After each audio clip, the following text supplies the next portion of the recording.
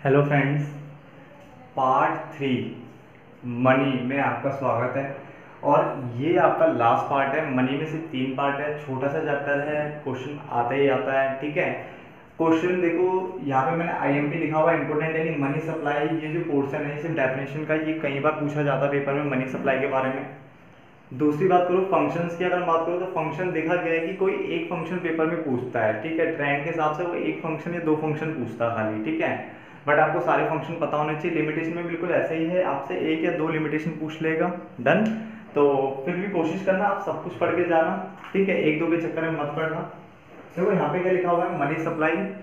Money supply की अगर बात करें तो it refers to total money, it refers to total volume of money held by public. यानी मनी सप्लाई की अगर हम बात करें तो उसने बोला ये टोटल उस वॉल्यूम की बात कर रहा है। वॉल्यूम मतलब होता है क्वांटिटी। क्या होता है? वॉल्यूम मतलब होता है आपका क्वांटिटी। तो ये उस टोटल क्वांटिटी की बात कर रहा है जो मनी की, जो कि पब्लिक के पास है, जो पब्लिक के पास है eight a particular point of time in an economy. यानी किसी एक इकोनॉमी में एक पर्टिकुलर पॉइंट ऑफ टाइम, यानी आप किसी पर्टिकुलर टाइम फ्रेम में जाओ, यानी आपको आपने सोच लो कि आपको इतनी तारीख को गणना करनी है कि पब्लिक के पास कितना पैसा है। तो पर्टिकुलर टाइम हो गया, उस टाइम में अगर जो भी पब्लिक के पास पैसा होगा उसको हमने मनी सप्लाई बोला। इसका मतलब वो इकोनॉमी में पैसा भी है। तो money supply it refers to total volume of money held by public at a particular point of time in an economy. बात खत्म। बड़ा सिंपल सा था, जो पब्लिक के पास पैसा है किसी एक पर्टिकुलर टाइम में, उसे हमने मनी सप्लाई बोल दिया टोटल को। ठीक है, अब measurement of money supply, money supply की मेजरमेंट की अगर हम बात करें कैसे मापा जाता है, या कंपोनेंट बोलते हैं, कंपोनेंट ऑफ मनी सप्लाई क्या होते हैं, तो आपको ये पता होना चाहिए। ठीक है, बुक्स में जहाँ तक के साथ M1 M2 पे रोक दिया गया है, कम कर दिया गया था, बट आपको चारों पता होने चाहिए। कुछ भी नहीं था खास। ठीक है, अगर आता है तो आपको सब पता होने चाहिए, छोटी छोटी सी चीजें हैं। ठीक है, M1 की बात करते हैं तो आपके पास कंपोनेंट बोले या मेजरमेंट बोले तो 4 है total. There are 4 measurement of money supply या कंपोनेंट, M1, M2, M3 और M4। वास्ट लेवल में आप बीकॉम में पढ़ लोगे। ठीक है, वहाँ पे पढ़ाया जाएगा, बिल्कुल अच्छे तरीके से पढ़ाया जाएगा। अभी सिंपल तरीके से जो M1, M2, M3 और M4। ठीक है, इससे पहले M होता था समथिंग, वो सब देखा जाएगा बाद में। यहाँ पे आपके पास 4 हो गए। M1 की अगर हम बात करें तो M1 के अंदर कौन कौन से इंक्लूड किए गए? Currency with the public, currency with the public यानी C आएगा एक, यानी C मतलब करेंसी जो पब्लिक के पास है। डिमांड डिपॉजिट DD आ गया, और अदर डिपॉजिट यानी OD with the RBI, reserve bank of India. तो M1 के अंदर अगर कोई पूछेगा कि कौन कौन सी चीजें आती है, बोलोगे करेंसी विद द पब्लिक यानी C, DD और OD। Currency with the public, demand deposit और अदर डिपॉजिट विद RBI, ये तीनों उसके अंदर इंक्लूड होते हैं। डन। फिर आया M2 जब आया तो M2 ने क्या बोला कि M1 तो आएगा, M2 के अंदर क्या आएगा?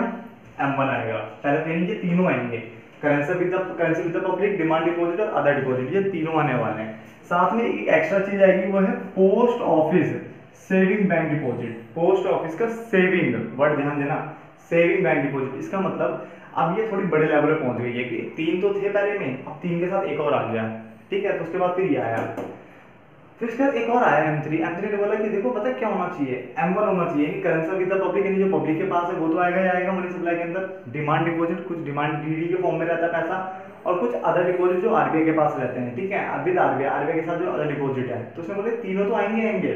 M1 ने लिखा है यहाँ पे भी। साथ में टाइम डिपॉजिट आएगा, सावधि जमाई। टाइम डिपॉजिट यानी सावधि जमा आएगी बैंक्स की। यहाँ पे बैंक्स की ले ली इसने, सावधि जमाई क्या ले ली, यानी बैंक के पास अगर कोई टाइम पीरियड के अकॉर्डिंग वाली जो जमाई होती है वो है यहाँ पे, तो वो उसने भी ली यहाँ पे। अब दिक्कत ये आई जब M3 भी आ गया, M1 आया था, M1 के बाद M2 आया, M2 ने पोस्ट ऑफिस लिया, M3 ने पोस्ट ऑफिस को छोड़ दिया, टाइम डिपॉजिट ले लिया बैंक का। इसका मतलब M3 भी पूरा नहीं था अपने आप में। तो फिर M4 आया, M4 ने बोला मैं M3 लूंगा। ध्यान देना, इसके दोनों के पास M1 था, इसने M3 लिया। M3 का मतलब क्या हुआ, इसने टोटल डिपॉजिट ऑफ बैंक, यानी बैंक डिपॉजिट ले लिए total, time deposit of bank, यानी टाइम डिपॉजिट ले लिए बैंक के, ये तो ले ही लिया।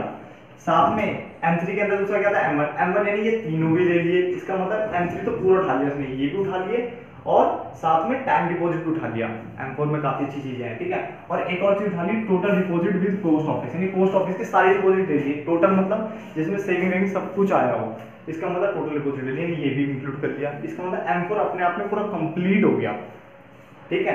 क्योंकि इसमें M3 लिया, M3 में ये भी था, M1 सारा था और ये था, साथ में क्या ले लिया, पोस्ट ऑफिस की सारी टोटल डिपॉजिट ले ली, ठीक है। M4 अपने आप में वाइडर टर्म हो गई।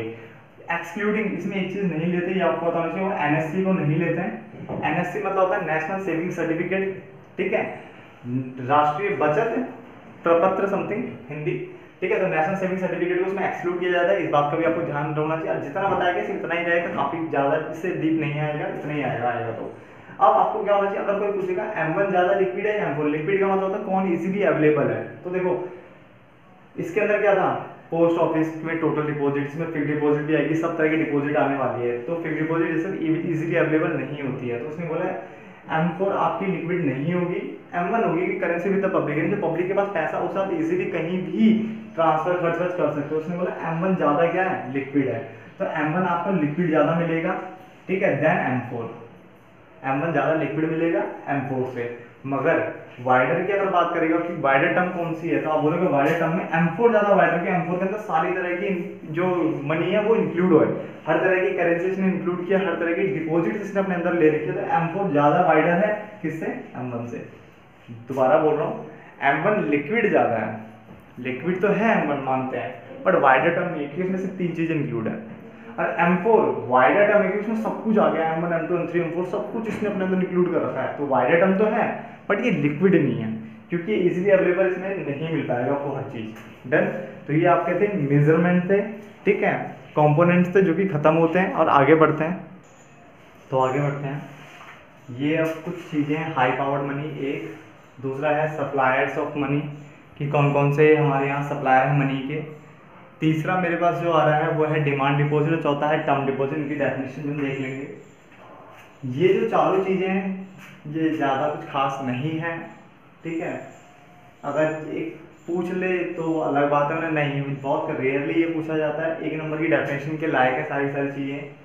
पहला कि सप्लायर ऑफ मनी, हमारे यहाँ सप्लायर ऑफ मनी कौन कौन से हैं जो मनी को सप्लाई करते हैं इस टाइप के। तो हमारे पास RBI है, reserve bank of India, commercial bank है जो आपके आसपास है सारे, ठीक है, और गवर्नमेंट, तीसरा गवर्नमेंट। तो RBI हो गया, कॉमर्शियल बैंक हो गया और गवर्नमेंट, ये हमारे 3 सप्लायर्स ऑफ मनी है। सीधी बात खत्म। डिमांड डिपॉजिट की बात कर लेते पहले। Demand deposit of commercial banks are those deposit, demand deposit वो डिपॉजिट्स होती है विच कैन बी विड्रॉन, जिसको आप विड्रॉ कर सकते हो, ठीक है, जिसको आप विड्रॉ कर सकते हो from the bank on demand, ठीक है, जिसको आप विड्रॉ कर सकते हो बैंक से ऑन डिमांड बाय और by writing a cheque any time, ठीक है।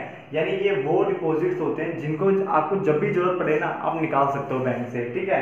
तो demand deposits of commercial banks are those deposits, ये वो डिपॉजिट्स होते हैं विच कैन बी विड्रॉन, जिसको विड्रॉ किया जा सकता है, which can be withdrawn from the bank, यानी बैंक से आप उसे विड्रॉ कर सकते हो ऑन डिमांड, जब मन करे तब विड्रॉ कर लो, और by writing a cheque any time, और चेक आप राइट कर लो, बना लो और पैसा अपना निकाल सकते हो, ठीक है। तो उसे कहते हैं डिमांड डिपॉजिट, जिसमें मन मर्जी आप जब मर्जी अपना पैसा निकाल सकते हो, विड्रॉ कर सकते हो।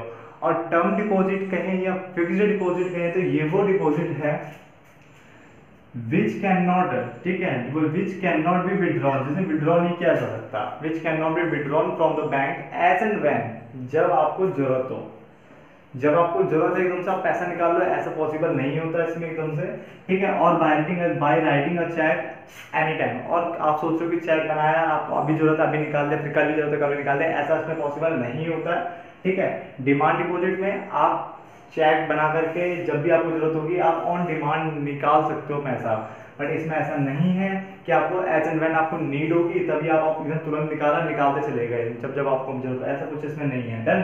तो बड़ा सिंपल सी डेफिनेशन थी, ये वो डिपॉजिट है विच कैन बी विड्रॉन, और ये वो डिपॉजिट है which can not be withdrawn. इसे विड्रॉ कर सकते हैं जब आपको जरूरत हो, ठीक है, withdrawn from the bank on demand और writing a cheque any time, कभी भी इसे निकाल सकते हो, और इसे, ठीक है, from can not be withdrawn from bank as and when needed, और by writing a cheque any time, और चेक लिख करके चेक डाल के भी आप इसे निकाल ले सकते हो तुरंत। डन। तो सिंपल सी डेफिनेशन थी। इसकी बात कर लेते हैं। हाई पावर्ड मनी कौन सी मनी होती है? हाई पावर्ड मनी वो मनी होती है जिसे प्रोड्यूस करता है कौन? आरबीआई। यानी ये वो मनी है जिसे प्रोड्यूस कर रहा है आरबीआई एंड द गवर्नमेंट। ठीक है, तो ये वो मनी है, हाई पावर्ड मनी वो मनी होती है जिसे आरबीआई और गवर्नमेंट प्रोड्यूस कर रही है। It is the money produce by the RBI and the government. इसकी बहुत वैल्यू होती है और यही चलती है, वैल्यू तो इसी की होगी इधर, तो इसे हाई पावर्ड मनी कहते हैं, produce by the RBI and the government. It is the sum total of, ये इन तीनों का टोटल होता है। करेंसी जो हमारे पास है, पब्लिक के पास है, cash reserve with RBI, cash reserve जो कि किसके पास पड़ा हुआ है? पैसा आरबीआई के पास है। ठीक है, ये cash reserve of commercial bank होता है। ठीक है, ये मैं आपको समझाऊंगा बैंक वाले चैप्टर में, जब मैं आपको सीआरआर एंड ऑल सब पढ़ाऊंगा तब बताऊंगा। अभी आप सिर्फ इतना ध्यान रखिए कि हाई पावर्ड मनी वो मनी होती है जिसे प्रोड्यूस करती है आरबीआई एंड द गवर्नमेंट। इतना ही काफी सफिशिएंट है। और इसमें तीन चीजें आती है, एक तो पब्लिक के पास जो पैसा है वो, दूसरा cash reserve of commercial bank with RBI है, ऐसे लिख सकते हो कैश रिजर्व विद आरबीआई जो आरबीआई है, और ये रिजर्व हमेशा कॉमर्शियल बैंक के ही होते हैं। तो कैश रिजर्व विद आरबीआई, और तीसरा है वॉलेट कैश भी हो सकता है ऑफ कॉमर्शियल बैंक, यानी जो कॉमर्शियल बैंक के पास जो कैश है, वॉलेट कैश है, उसको भी यहाँ पे इंक्लूड किया जाता है। तो ये तीन चीजें हैं, अभी आपको सिर्फ ध्यान रखना है। कैश रिजर्व वैसे सब मैं आपको बैंक वाले चैप्टर में डीपली बताने वाला हूँ। डन। तो हाई पावर्ड मनी हो गया, सप्लायर ऑफ मनी हो चुका है, डिमांड डिपॉजिट जिसे विड्रॉ कर सकते हो, और टर्म डिपॉजिट जिसे विड्रॉ इजीली नहीं कर सकते हो वो टर्म डिपॉजिट हो गया। और इसी के साथ आपका एक चैप्टर भी खत्म होता है। ठीक है, अगर आपको चैप्टर अच्छा लगा हो प्लीज़ वीडियो को लाइक शेयर एंड सब्सक्राइब करना ना भूलें। ठीक है, अब मिलते हैं एक नेक्स्ट चैप्टर में, एक नए तरीके से मिलते हैं। ठीक है, कोशिश करेंगे इंडियन इकोनॉमी करने की। डन। चलो, ताकि इंडियन इकोनॉमी भी साथ साथ चल जाए, या ऐसे भी हो सकता है कि हम पहले बैंक कर ले, बैंक वाला चैप्टर खत्म करेंगे फिर इंडियन इकोनॉमी स्टार्ट करें। डन। देखते हैं जो बेस्ट रहेगा वो हम करेंगे। तब तक के लिए धन्यवाद दोस्तों।